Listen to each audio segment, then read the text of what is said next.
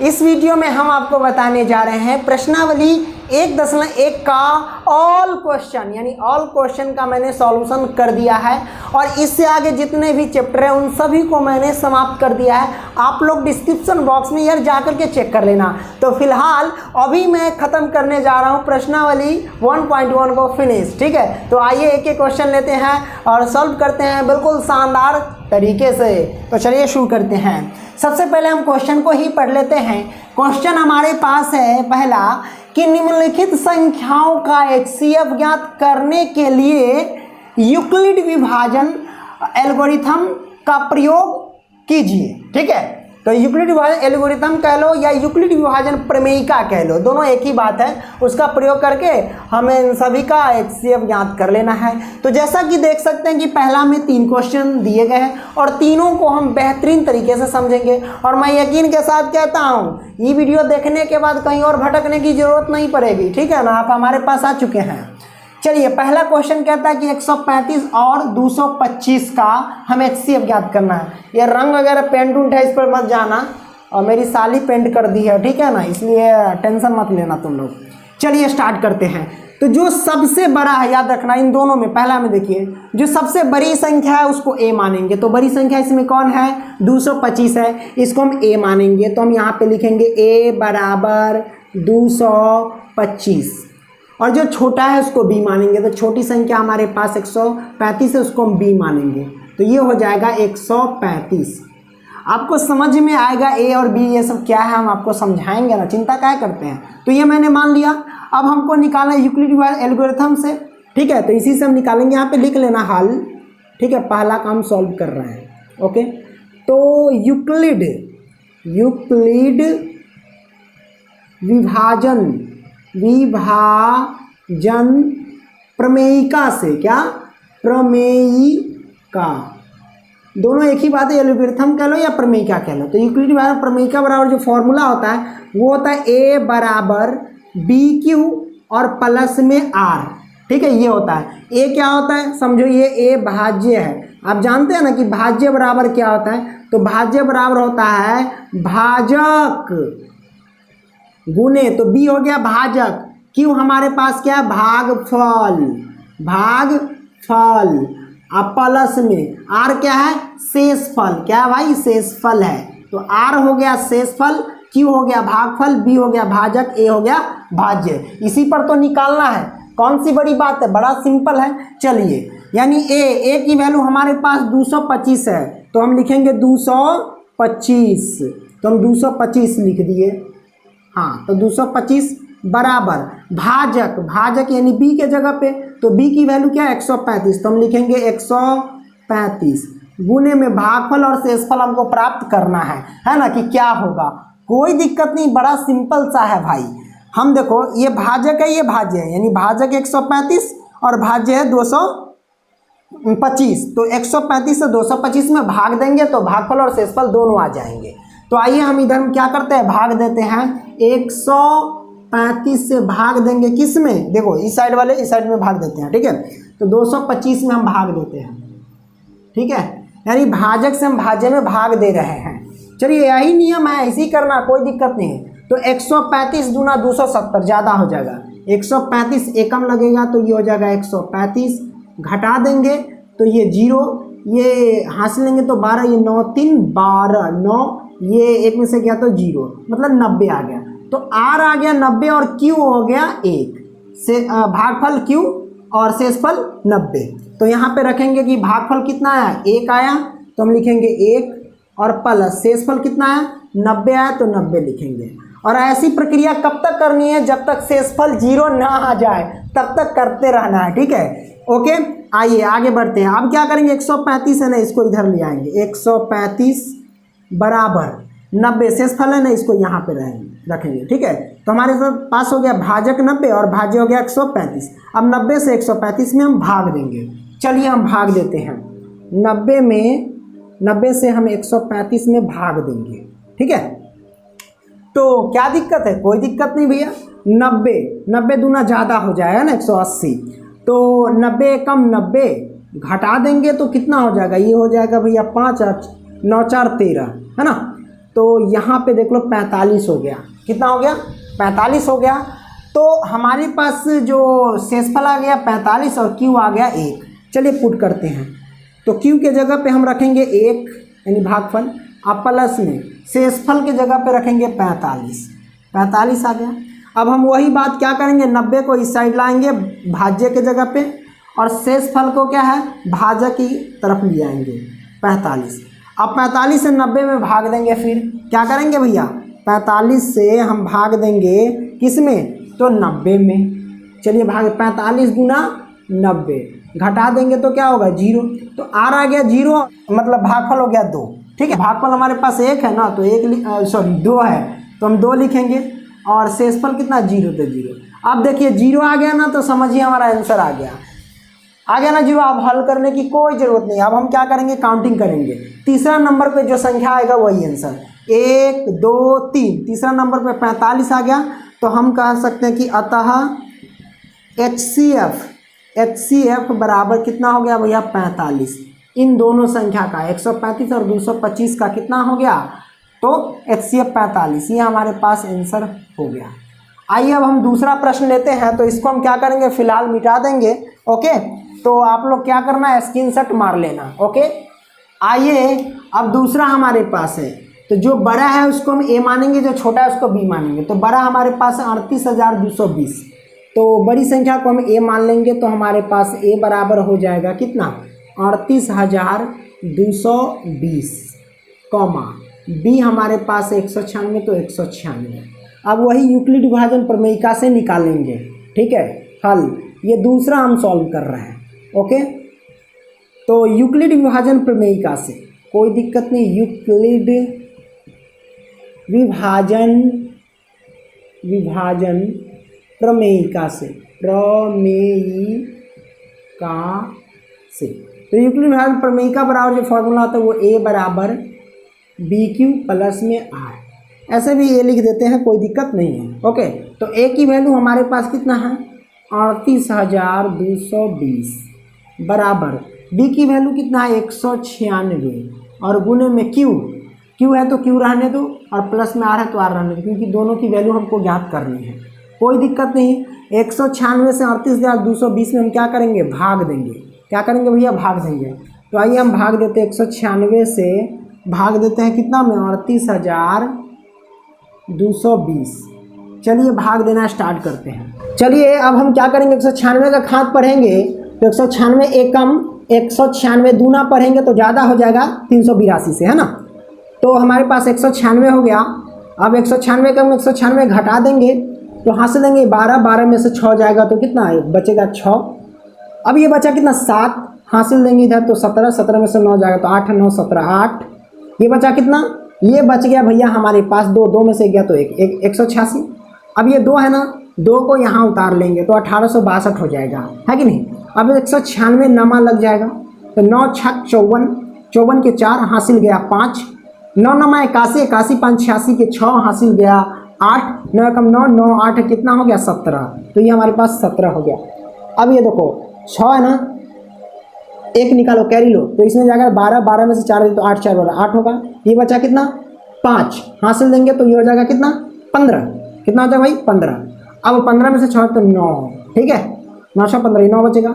ये बचा कितना भैया, ये बच गया 7 7 में 7 गया तो 0, 1 में से 1 गया तो क्या 0 कट गया तो 98। अब ये 0 बचा, 0 उतार लेंगे 196 पंचे लग जाएगा, 6 पंचे 30 के 0 हासिल 3, 9 पचे 45 और 3 48 के 8 हासिल गया 4, 5 5 5 4 9। तो आप देख सकते हो घटाएंगे तो भैया यहाँ से इसको 0 आएगा तो R आ गया 0 और Q आ गया 195। तो हम इसको क्या लिख सकते हैं, इसको लिख सकते हैं कि 38,220 बराबर 196 गुने Q के जगह पे आ गया भैया 195 और प्लस में R के जगह पे 0। तो R जब ये 0 आ गया तो समझो अब आगे सॉल्व करने की जरूरत नहीं है।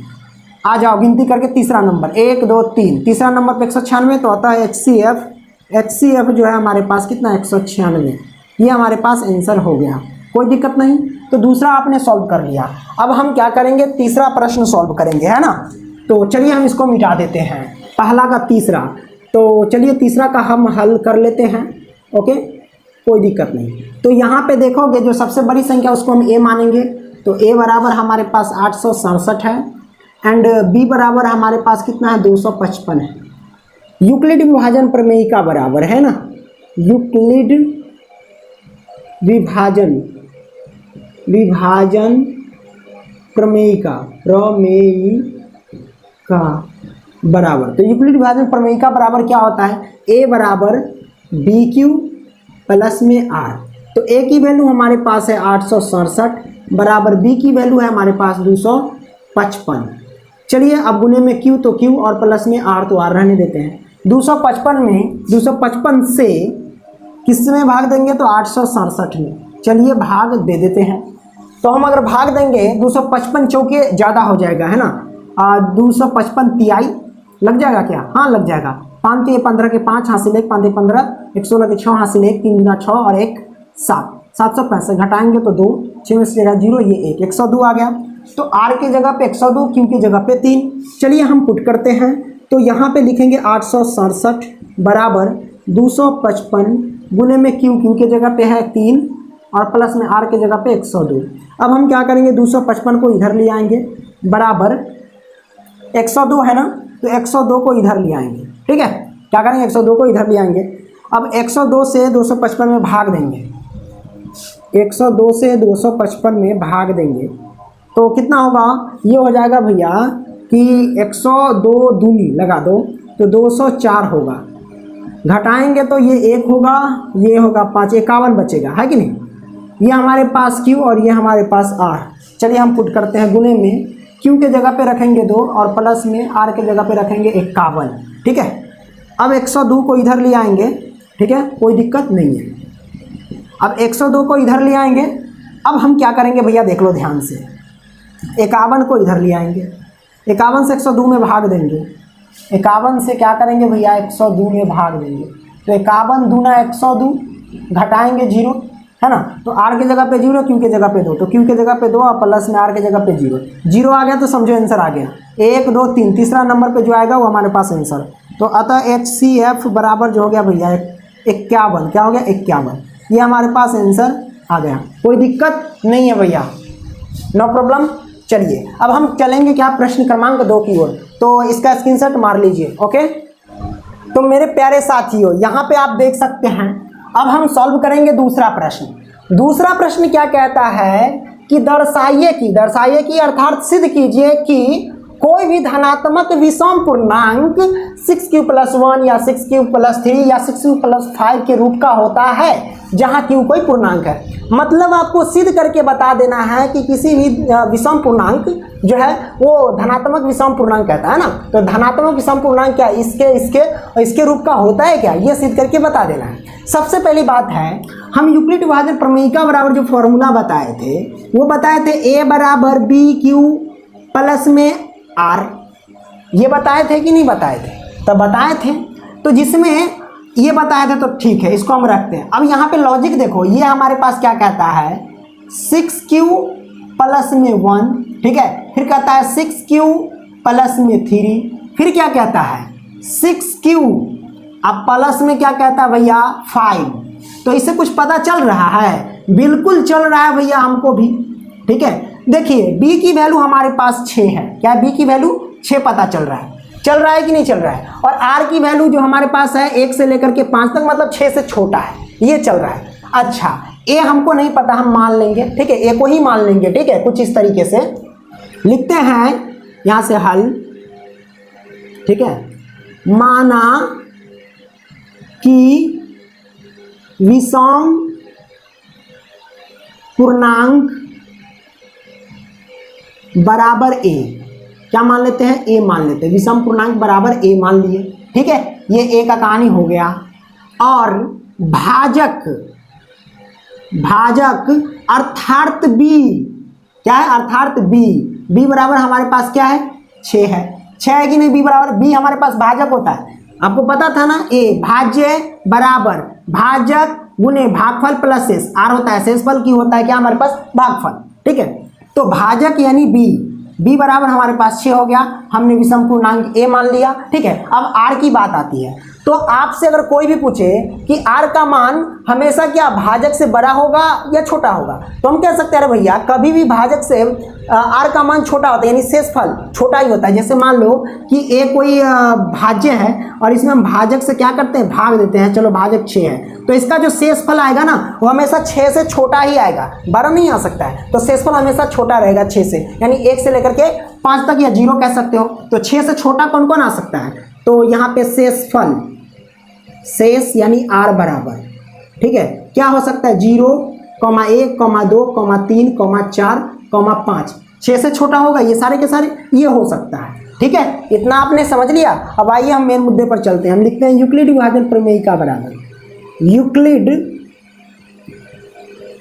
विभाजन प्रमेयिका से, प्रमेयिका से क्या होगा भैया, a बराबर बी क्यू प्लस में r, क्या होगा r, कोई दिक्कत नहीं है। अब हम चलते क्या है, जब यहाँ से लिखते हैं जब r बराबर 0, जब r बराबर क्या 0 है कि नहीं, जब r बराबर 0 तब, कॉमा ही हटा दो, जब r बराबर 0 तब। अब इसी पे हम चलेंगे भैया, a बराबर बी क्यू प्लस r, तो b हमारे पास 6 है, हम लिखेंगे 6 अगुने में q हमारे पास क्या है, नहीं है, कोई दिक्कत नहीं, हम q रहने देंगे, प्लस r हमारे पास है। जब r बराबर 0, तो r के जगह पे हमने 0 मान लिया, तो इसका आंसर क्या आ सकता है, इसका आंसर आ सकता है 6q, क्योंकि दोनों को ऐड करेंगे तो 6q ही होगा। ठीक है, और जब r बराबर 1, 5 केस बन रहे हैं, सब रख के देखेंगे। जब r बराबर 1 तब हमारे पास a बराबर क्या होगा 6q, अब प्लस में क्या होगा, r के जगह पे 1 रखेंगे, है ना, r के जगह पे a, तो a बराबर bq, तो b के जगह पे 6q, अब प्लस r के जगह पे 1, ये आ गया केस दूसरा। फिर जब r बराबर 2, तब हमारे पास क्या आएगा, a बराबर 6q, अब प्लस के 2 आएगा कि नहीं आएगा। फिर तीसरा, जब हम r बराबर 3 रखते हैं तब क्या आएगा, तो इसका आएगा 6q प्लस के 3, है कि नहीं। और जब फिर r बराबर अगर हम 4 रखते हैं तो क्या आएगा 6q प्लस में 4। फिर जब r बराबर हम 5 रखते हैं तो क्या आएगा, a बराबर में 6q प्लस में 5। ठीक है, ये हमारे पास आ गया, है कि नहीं। अब इसमें देखना है कि कौन सम पूर्णांक है और कौन विषम पूर्णांक है, तो आपको पता चल जाएगा। 6 क्या है, सम संख्या है, ये सम पूर्णांक है, क्या है भैया, सम पूर्णांक है। 6 हमारे पास से 6q जो है ये सम पूर्णांक है। अब हमारे पास देखिए 6 और 2 क्या है 8, 6 2 8 सम संख्या होता है। इसको ऐड करके चेक करने का तरीका है, देखना है दोनों को ऐड करके ऐसे अपने मन चिंतन करके, वो बहुत दर्शा मत देना, ठीक है, चिंतन करके देना। ओ 6 और 2 8 होगा, इसका मतलब ये होगा सम पूर्णांक होगा। आज 6 और 1 क्या होता है 7, ये हो जाएगा विषम पूर्णांक। हमको बताना है विषम पूर्णांक, तो पहले सम पूर्णांक को छांट करके हटा देते हैं, बाकी जो बचेगा वो तो अपना घर है, यानी विषम पूर्णांक बचेगा, है कि नहीं। तो 6 2 8 ये हो जाएगा भैया हमारे पास क्या, तो ये सम पूर्णांक बचेगा, ये हो जाएगा सम पूर्णांक। ठीक है, ये हमारे पास होगा सम पूर्णांक। 6q 6 3 9 ये नहीं होगा, 6q प्लस 4 ये हो गया सम पूर्णांक, ये भी हमारे पास हो गया सम पूर्णांक। ठीक है, ये वाला करेक्ट ना, 6 5 11 ये हो गया विषम पूर्णांक। तो सम पूर्णांक 3 है। अब विषम पूर्णांक कौन कौन है वो लिख लीजिए। तो हमारे पास इधर हम लिख देते हैं, इसके नीचे लिखना, ठीक है, लेकिन हमारे पास इधर जगह है तो हम लिखेंगे अतः कि क्या कहता है, दर्शाए कि कोई भी धनात्मक विषम पूर्णांक, अतः धनात्मक विषम पूर्णांक, अतः धनात्मक विषम पूर्णांक, विषम पूर्णांक देख लो धनात्मक विषम पूर्णांक कौन कौन है। ये 6q प्लस 1 है, तो हम लिखेंगे 6q प्लस में 1 कॉमा, दूसरा हमारे पास है 6 3 9, ये भी धनात्मक विषम पूर्णांक है ना। तो 6q प्लस के 3 और 6q प्लस में 3 कॉमा, यहाँ पे देख सकते हैं 6q प्लस के 5, तो हमारे पास 6q प्लस के 5 होगा, लिख देंगे। अतः धनात्मक विषम पूर्णांक इतना होगा। तो यही तो सिद्ध करना था, 6q plus 1 6q plus 3 6q plus 5 हमारे पास आंसर आ चुका है, यानी सिद्ध हुआ। ठीक है, इससे हमारे पास क्या हो गया, सिद्ध हो गया। तो भैया आप चाहो तो स्क्रीनशॉट मार सकते हो, इसी तरीके से आप सॉल्व कर सकते हो। चलिए अब हम क्या करते हैं, तीसरा प्रश्न लेते हैं। आइए अब हम सॉल्व करते हैं तीसरा प्रश्न, ठीक है। तो चलिए हम शुरू करते हैं, तीसरा प्रश्न को ही पढ़ लेते हैं। ओके, तीसरा प्रश्न कहता है कि किसी परेड में 616 सदस्यों वाली एक सेना आर्मी की टुकड़ी को 32 सदस्यों वाले एक आर्मी बैंड के पीछे मार्च करना है। दोनों समूहों को समान संख्या वाले स्तंभों में मार्च करना है। उन स्तंभों की अधिकतम संख्या क्या है जिसमें वे मार्च कर सकते हैं। भैया अधिकतम संख्या का रही, देखो जब भी इस टाइप के क्वेश्चन दिए रहे और अधिकतम संख्या कहे तो याद रखना कि उसका HCF कह रहा है ज्ञात करने के लिए, और न्यूनतम संख्या कहे तो समझ जाना उसका LCM ज्ञात करना है, ठीक है। तो इसमें कहता है कि अधिकतम संख्या क्या है जिसमें वे मार्च कर सकते हैं, तो अधिकतम संख्या बता रहा है तो इसका मतलब हमको HCF ज्ञात करना है। तो दो संख्या होनी चाहिए, तो हाँ है, इसमें दिया गया कि किसी परेड में 616 सदस्य है, तो हमारे पास एक संख्या है 616, ठीक है, और दूसरी संख्या हमारे पास है 32, क्या है 32, ओके। तो यहाँ पे 32 दिया गया है। अब इन दोनों का क्या करना है, अधिकतम कह रहा था इसलिए हम HCF ज्ञात करेंगे। तो HCM जब ज्ञात करेंगे तो याद रखना किसी भी विधि से ज्ञात कर सकते हो, क्योंकि यहाँ पे कहा नहीं गया है कि किस विधि से ज्ञात कर सकते हो, या तो सिर्फ भाग विधि से ज्ञात कर लो या फिर यूक्लिड विभाजन प्रमेयिका पे चल दो, ठीक है। तो हम यूक्लिड विभाजन प्रमेयिका से ही ज्ञात करेंगे। तो जो बड़ा होता है उसको हम A मानते हैं, जो छोटा होता है उसको हम B मानते हैं। तो यूक्लिड विभाजन प्रमेयिका क्या कहता है, A बराबर BQ प्लस में R कहता है।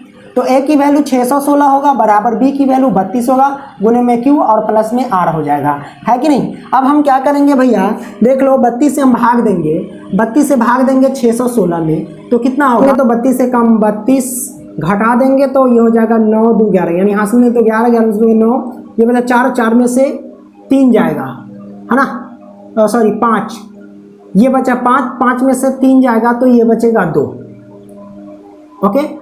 अब 29 हो गया, यहाँ 6 उतारो, 32 से 32 नमा आ जाएगा, 32 नमा देख लेते हैं, 9 दूनी 18 के 8, तो 9 दूनी 18 के 8 हासिल 1 हो गया, 9 3 27 आए 28। अब क्या करेंगे भैया, घटा देंगे।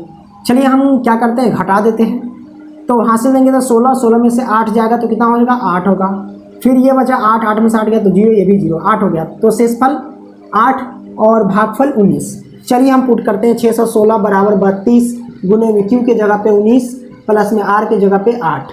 अब हम 32 को इधर ले आएंगे, तो यहाँ पे ले आते हैं 32 को यहाँ पे और 8 को यहाँ पे, 8 से भाग देंगे तो 8 चौक 32, 8 चौक 32, तो शेषफल बचेगा 0। अब तीसरा संख्या गिनती करेंगे, 1 2 3, तीसरा नंबर पे 8 आता है तो आता है HCF बराबर कितना हो जाएगा 8। ये हमारे पास आंसर हो गया, ठीक है ना। 8 टुकड़ियों में मार्च करेंगे। चलिए अब हम लेते हैं अगला प्रश्न, ओके। आइए अब हम सॉल्व करेंगे प्रश्न क्रमांक 4।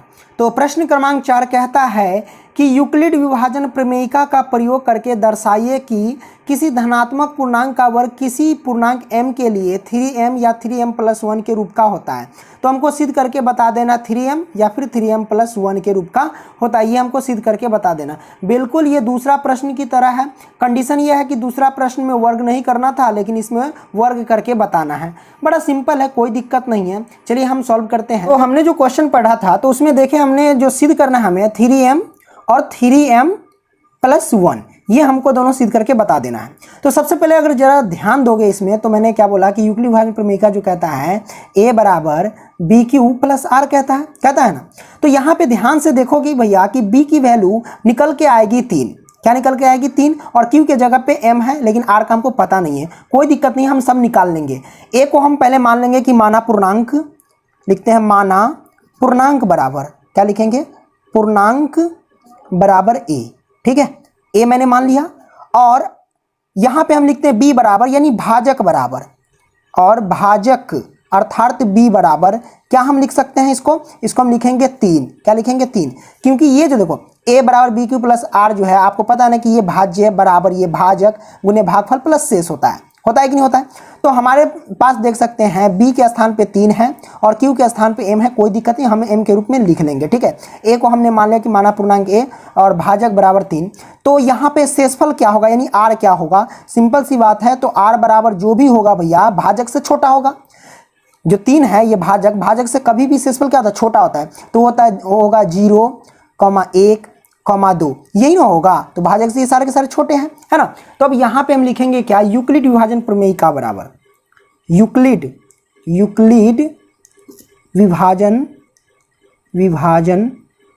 विभाजन प्रमेयिका से प्रमेयिका से। ठीक है, तो यूक्लिड विभाजन प्रमेयिका से अब हम चलेंगे, तो यहां पे लिखते हैं इसका फॉर्मूला a बराबर बी क्यू प्लस में r। तो यूक्लिड विभाजन प्रमेयिका बराबर a बराबर बी क्यू प्लस r। चलिए हम पुट करते हैं। तो यहाँ पे ध्यान रखना कि r का कंडीशन अलग अलग लेंगे, क्योंकि हमको 3m या 3m+1 सिद्ध करके बताना है ना। तो हम यहाँ पे क्या करेंगे कि चलो जब r बराबर 0, क्या लिखेंगे, एक बार 0 लेकर के चलते हैं। जब r बराबर 0 तब लिखते हैं क्या होगा, देखते हैं। जब r बराबर 0 तब हमारे पास जो फॉर्मूला है a बराबर बी क्यू, तो b के जगह पे क्या है 3, तो 3, q तो q, और प्लस r के स्थान पे क्या है, r के स्थान पे मैंने माना 0, तो हमने 0 लिखा। ठीक है, कोई दिक्कत नहीं है। अब यहाँ से हम क्या कर सकते हैं, a बराबर 3q और 0 को जो ऐड करेंगे तो 3q ही होगा कि नहीं होगा। अब यहाँ से क्या करेंगे, क्योंकि कंडीशन क्वेश्चन में कहता है वर्ग करके, ठीक है, तो वर्ग हम करेंगे, तो दोनों तरफ हम क्या कर देंगे, वर्ग कर देते हैं। तो चलिए इसका भी वर्ग और इसका भी वर्ग, तो यहाँ पे लिख दो दोनों तरफ वर्ग करने पर। ठीक है, वर्ग करने पर चलिए हमने लिख दिया। अब यहाँ से क्या करेंगे, ये a² होगा, इसका वर्ग करेंगे तो 3 तिहाई 9q का वर्ग। ठीक है, तो 9q² हुआ। ओके, अब यहाँ से हम क्या करेंगे, ध्यान से देखना, a² तो a² बराबर, इसको हम लिख सकते हैं 3 गुने में 3q², बिल्कुल लिख सकते हैं कि नहीं, हमने लिख दिया। ठीक है, अब यहाँ से हम क्या कर सकते हैं कि a² बराबर लिख सकते हैं 3m, और यहाँ पे क्या लिख देंगे कि माना 3q² बराबर m रखने पर, क्या m रखने पर। ठीक है, तो मैंने यहाँ पे 3q² के जगह पे m रख दिया, ये 3, तो ये इस पूरे के जगह पे m आ गया 3m, तो पहला तो आ गया 3m।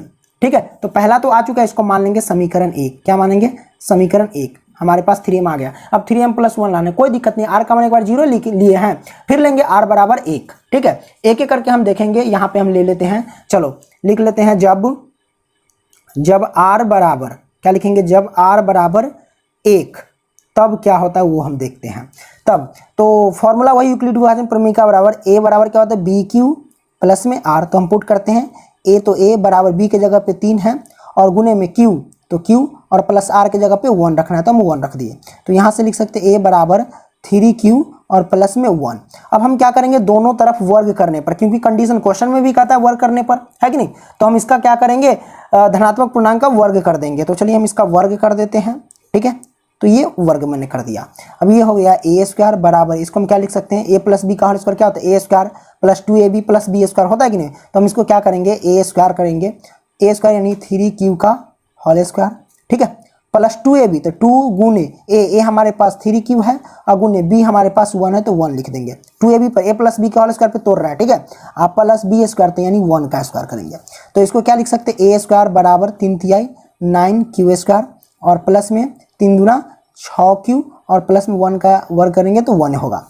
अच्छा, इसको हम ऐसे लिख सकते हैं, ये हमारे पास a² तो a² बराबर, इसको क्या लिख सकते हैं, इसको तो ऐसे कर देते हैं कि इसमें कॉमन ले लेते हैं। ठीक है, 3 कॉमन लेंगे तो हमारे पास होगा 3q² प्लस में 3 दूना 6, ये 2q बचेगा, और ये प्लस में 1 को हम साइड कर दिए।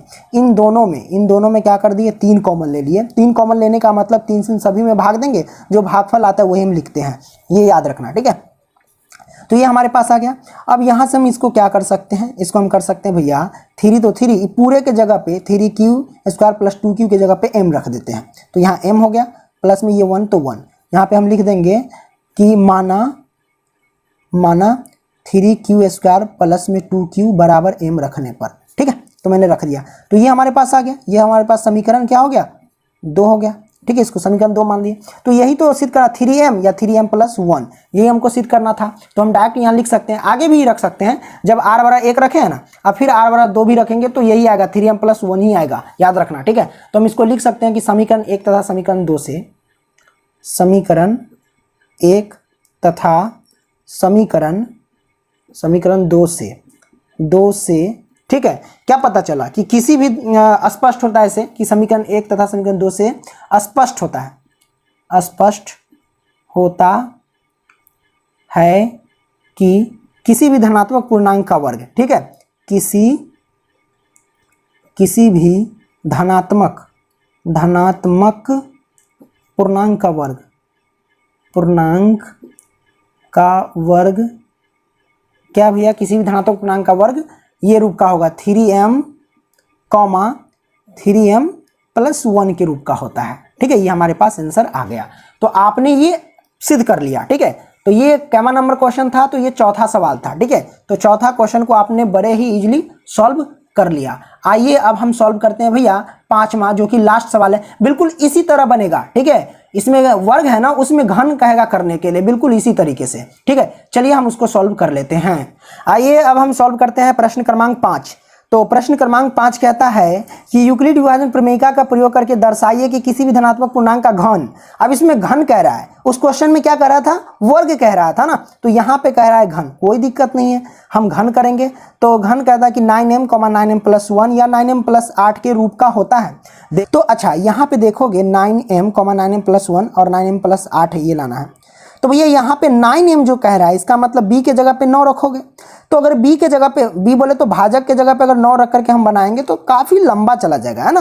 तो इसके लिए हम क्या करेंगे, b के जगह पे 9 नहीं, हम 3 रख करके बनाएंगे तो आसान हो जाएगा। ठीक है, देखो कैसे बनाते हैं, बिल्कुल दूसरा प्रश्न की तरह ही बनाएंगे, बस उसमें क्या करते थे, वर्ग करते थे, इसमें हम घन कर लेंगे। ठीक है, तो हमको जो सिद्ध करना है भैया, वो क्या करना है, 9m, 9m + 1 और फिर उसके बाद 9m + 8, ये हमको सिद्ध करना है कि नहीं। तो यूक्लिड विभाजन प्रमेयिका बराबर तो आपको पता ही है क्या होता है, a = bq + r, ये होता है कि ना। तो देखो अगर b के जगह पे 9 रखेंगे तो थोड़ा लंबा जाएगा, है ना, और थोड़ा परेशानी होगी। तो हम क्या करेंगे, हम डायरेक्ट b के जगह पे 3 मान करके हल करते हैं इसको। ठीक है, तो हम पहले तो पूर्णांक मान लेते हैं कि माना, प्रश्न क्रमांक 5 सॉल्व कर रहे हैं। ठीक है, माना पूर्णांक बराबर क्या हो जाएगा, हम मान लेते हैं यहाँ पे a मान लेते हैं। ठीक है, और तो यहाँ पे भाजक मान लेते हैं। भाजक हमारे पास क्या होगा, यानी b क्या होगा, b हमारे पास देखो 9 रख करके भी बना सकते हो, कोई दिक्कत नहीं है, हम यहाँ पे 3 रख के बना रहे हैं। ठीक है, तो चलिए हम 3 रख दिए। तो r हमारे पास क्या होगा, 3 से छोटा होगा, यानी 0, 1, 2 ये होगा, है कि नहीं। अब हम क्या करेंगे, डायरेक्ट यूक्लिड विभाजन प्रमेयिका बराबर से चलेंगे। तो यहाँ पे लिखते हैं यूक्लिड विभाजन प्रमेयिका से, तो यूक्लिड विभाजन प्रमेयिका बराबर क्या होता है भैया, a = bq + में r होता है कि नहीं। तो हम यहाँ पे देखेंगे सबसे पहले कि जब मान लेते हैं कि r बराबर क्या मान लें, 0, तब हमारे पास क्या हो रहा है वो देखते हैं। तब क्या लिख सकते हैं कि यूक्लिड विभाजन प्रमेयिका ये कहता है ना कि a = bq, तो b के जगह पे रखेंगे 3, q तो q और + r के जगह पे 0। तो हम इसको क्या लिख सकते हैं, a = 3q, दोनों को जोड़ेंगे तो 3q होगा। लेकिन इस कंडीशन में क्या कहता है, घन करना है भाई, घन, तो दोनों तरफ क्या करेंगे, घन कर देंगे। तो aq, ठीक है, प्लस में 3q का घन कर देते हैं, दोनों तरफ घन कर दिए। तो लिख देते हैं दोनों तरफ घन करने पर हमने लिख दिया, दोनों तरफ घन करने पर। अब उसके बाद यहाँ से हम क्या करेंगे, बहुत आसान है, क्या करते हैं भाई, यहाँ से लिखेंगे aq बराबर, सबको 3 बार गुना करेंगे, 3 3 9 27 q का घन होगा। ठीक है, ये हमारे पास आ गया। अब इसको हम क्या लिख सकते हैं, इसको हम बड़े आसानी से लिख सकते हैं कि 9 गुने में 9 × 9 गुने 3q का घन, ऐसे लिख सकते हैं, 9 × 27 उतना ही आएगा। ठीक है, तो aq बराबर हम डायरेक्ट लिखेंगे 9 और 3aq के जगह पे m मान लेंगे। तो यहाँ पे हम m लिख सकते हैं, यहाँ पे लिख दो कि माना क्या लिखेंगे, माना 3q, है ना, 3q का क्यूब जो है बराबर हम क्या रख दिए, m रखने पर। क्या रखें भैया, m रखने पर रख दिए, तो ये हमारे पास आ गया। तो पहला जो है ना हमारे पास सिद्ध हो चुका है, पहला तो आ गया 9m, हमको 2 और सिद्ध करना, 9m + 1, 9m + 8। चलिए हम फिर उसको हम सिद्ध कर लेते, कोई दिक्कत नहीं भाई। इसको मान लो समीकरण 1 है, ये समीकरण क्या 1 हमने मान लिया। अब फिर पुनः जब r बराबर हम मान लेते, एक बार 0 मान लिए, एक बार 1 मान लेते, जब r बराबर 1 तब a बराबर क्या होता है, bq + r। ठीक है, तो a की जगह पे हम क्या रखेंगे भैया, चलिए हम a की जगह पे हम रख लेते हैं क्या a की जगह पे a ही रहेगा, कुछ नहीं रखाएगा। b की जगह पे 3 रखाएगा, 3, और q प्लस में r की जगह पे 1 रखाएगा। ठीक है, अब यहाँ से हम क्या करेंगे, दोनों तरफ घन करना पड़ेगा, क्योंकि घन करने के लिए कहता है ना। तो a का घन करेंगे बराबर 3q + 1 का घन करेंगे, लिख देंगे दोनों तरफ घन करने पर, दोनों तरफ घन करने पर, घन करने पर, ठीक है।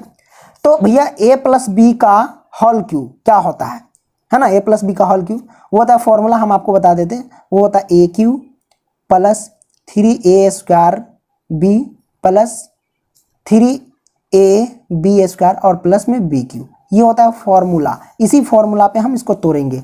चलिए हम तोड़ लेते हैं, a क्यूब तो a क्यूब रहेगा, इसको तोड़ेंगे, इस पे a क्यूब तो यानी 3q का घन कर देते हैं इसको, ठीक है, प्लस में 3a स्क्वायर भी, 3 गुने a स्क्वायर, एक जगह पे 3q है, इसका स्क्वायर कर देंगे, और गुने में b के जगह पे क्या है, b के जगह पे हमारे पास 1 है तो 1 रखेंगे, प्लस 3a b स्क्वायर आपका आता है तो 3 गुने में a के जगह पे 3q और गुने में b स्क्वायर, तो b के जगह पे हम क्या लिखेंगे, b के जगह पे हम लिखेंगे भैया 1 तो 1 और प्लस में b क्यू, तो b के जगह पे 1 का क्यू करेंगे।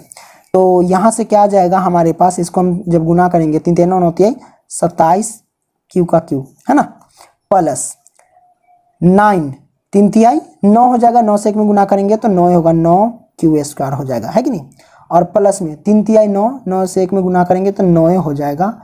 तो ये अच्छा यहाँ पे कुछ गड़बड़ नहीं मैं कर रहा हूँ मैं, 3 तिहाई 9, 3 का स्क्वायर 9 और 9 तिहाई 27 ना होगा भाई, ये हो जाएगा 27 क्यूब स्क्वायर, प्लस में ये हो जाएगा 3 तिहाई 9, 9 से 1 में गुना करेंगे तो 9 क्यू और प्लस में 1 का क्यूब 1 होगा, है कि नहीं। अब हम क्या करेंगे, इन सभी में कॉमन ले लेंगे, तो ये a क्यू तो a क्यू है कि नहीं। अब यहाँ से क्या करते हैं भैया, कॉमन लेंगे, क्या ले लेंगे, इसमें हम 9 कॉमन लेते हैं, 9 कॉमन लेंगे तो हमारे पास क्या हो जाएगा, 9 तिहाई 27, 3 क्यू का घन प्लस में यहाँ पे देखो 9 तिहाई 27 ये 3 आ जाएगा, ये भी क्यू स्क्वायर हो जाएगा, प्लस में 9 एकम 9 तो यानी सिर्फ क्यू बचेगा, इतना है कॉमन लेने पर। अब प्लस में 1 साइड में जाएगा, तो इसको हम क्या लिख सकते हैं, a क्यू बराबर 9 और ये पूरे के जगह पे m रख देते हैं, तो ये पूरे के जगह पे रखेंगे तो 9m हो जाएगा, ये प्लस के 1 तो 1, ठीक है। इसमें मान लेंगे कि माना 3q का घन प्लस में 3q स्क्वायर प्लस में q बराबर m रखने पर, ठीक है ना, मैंने मान लिया, तो ये हमारे पास आ गया है ना। तो ये इसको मान लेंगे समीकरण क्या 2 मान लेते हैं, तो एक तो आ गया यहाँ 9m प्लस 1 और 9m तो आ चुका है, अब 9m प्लस के 8 लाना है, कोई दिक्कत नहीं, बड़ा आसान है, वो भी हम वो भी ले आएंगे, है ना। तो हम सबसे पहले क्या करेंगे, मान लेंगे, है ना, फिर r बराबर फिर से हम मानेंगे कि माना r बराबर क्या मान लेते हैं, r बराबर 0 1 मान लिया, अब 2 मान लेते हैं, चलो r बराबर 2, तब वही फॉर्मूला लगाएंगे कि a बराबर क्या होता है, बी क्यू प्लस में r, तो a के जगह पे हम क्या लिखेंगे, a ही रहेगा, प्लस में b के जगह पे 3 गुने में q तो q और प्लस में r के जगह पे हम लिखेंगे 2 तो 2। अब लिखेंगे क्या, दोनों तरफ घन करने पर, सबसे पहले इसको सही कर लेते हैं, a हाँ लिख सकते हैं a बराबर 3q और प्लस में 2, दोनों तरफ घन कर दो क्योंकि घन कहता है ना, ये मैंने घन कर दिया, यहाँ लिख दो दोनों तरफ घन करने पर, दोनों तरफ घन करने पर, ठीक है। आपको पता है ना a प्लस बी का होल क्यू क्या होता है, वो होता है a क्यू, है ना, plus 3a square B plus के 3a बी स्क्वायर और प्लस के बी क्यू, हम ऐसे भी a लिख लेते हैं, कोई दिक्कत नहीं है। चलिए पुट करते हैं, ये a क्यू बराबर, इसको हम क्या लिख सकते हैं, 3 रख दो 3q का घन कर देते हैं, प्लस में 2 3a स्क्वायर भी है ना, तो 3 गुने में a स्क्वायर यानी 3q का स्क्वायर और गुने में b हमारे पास 2 है तो हम 2 लिखेंगे, प्लस में 3 गुने में a b स्क्वायर, तो a हमारे पास क्या है 3q और गुने में b स्क्वायर यानी 2 का स्क्वायर और प्लस में क्या लिखेंगे b क्यू, तो b क्यू यानी 2 का क्यू, तो हम चलो 2 का क्यू कर देते हैं, कोई दिक्कत नहीं हुआ, ओके। चलिए अब इसको हम सॉल्व करते हैं, a क्यू बराबर तो 9q 3 3 9 होती है 27 हो जाएगा, सॉरी ये हो जाएगा हमारे पास 27, क्या हो जाएगा 27 q का क्यूब, ठीक है, प्लस 3 तिहाई 9 9 तिहाई 27 और 27 दूना ये हो जाएगा 54, क्या हो जाएगा 54 क्यू स्क्वायर, है ना, सबको गुना कर लिए। तो अब इधर गुना करते हैं, देखो 3 तिहाई 9, ठीक है, और 2 का स्क्वायर 4 तो 9 चौक कितना हो जाएगा 36 प्लस के 36 क्यू और प्लस 2 का क्यूब करेंगे तो क्या होगा 2 दूनी 4 4 दूनी 8 हो जाएगा, है कि नहीं, ये हो जाएगा। अब इसमें हम सब में क्या करेंगे, कॉमन ले लेंगे 9, चलिए हम 9 क्या करते हैं कॉमन ले लेते हैं, कोई दिक्कत नहीं है। तो a क्यूब बराबर इसमें 9 कॉमन ले लेंगे तो बचेगा 9 3 27 3 क्यूब का घन प्लस में 9 छक 54 क्यू स्क्वायर प्लस में 9 चौक 36 क्यू, इधर प्लस में 8 बच गया। तो यहाँ से हम क्या लिख सकते हैं कि ए क्यू बराबर 9, पूरे के जगह पे m मान लेते हैं, m और प्लस में ये 8 तो 8, तो ये समीकरण हमारे पास क्या हो जाएगा 3 हो जाएगा। यहाँ पे हम लिख सकते हैं कि 3q माना, यहाँ पे लिख सकते हैं माना 3q का क्यूब प्लस में 6q² प्लस में 4q बराबर हम m रख दिए। क्या रख दिए? m रख दिए। तो आ गया। तो हम लिख सकते हैं कि समीकरण 1, 2 एवं 3 से स्पष्ट होता है कि